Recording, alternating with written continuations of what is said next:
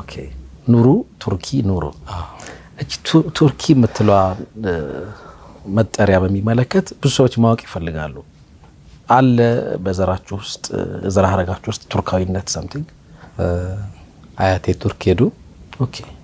አያቴ ቱርክ ሄደው አዲስ አበባ ሲመለሱ ኦኬ አባቴ ተወለዱ